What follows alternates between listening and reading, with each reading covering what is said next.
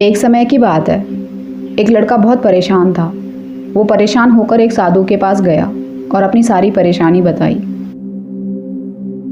वो लड़का अपनी जिम्मेदारी की वजह से खुद को भी अच्छे से टाइम नहीं दे पाता था। जो उसके दोस्त थे वो खूब मस्ती करते थे, घूमने जाते थे, लेकिन वो लड़का कहीं नहीं घूम पाता था। इसी परेशानी की वजह से वो एक साधु के पास जाता है। उनसे कहता है कि मैं बहुत परेशान हूँ, मैं खुश नहीं रह पा रहा हूँ, अब आप ही मुझे कुछ रास्ता बताओ। वो साधु उस लड़के से कहता है कि पहले हमें उस नदी के पार जाना होगा, फिर मैं तुम्हें बताऊंगा कि तुम्हें क्या करना चाहिए। उस लड़के को साधु की बात समझ नहीं आती है, तो वो साधु से पूछता है कि बाबा नदी के पार ही क्यों?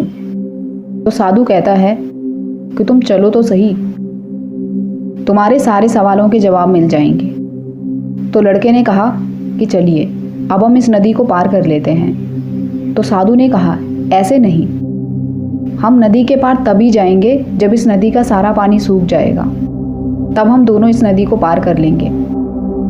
तो लड़के ने गुस्से से कहा बाबा आप ये क्या कह रहे हो, इस नदी का पानी तो कभी नहीं सूखेगा। साधु चुप रहा।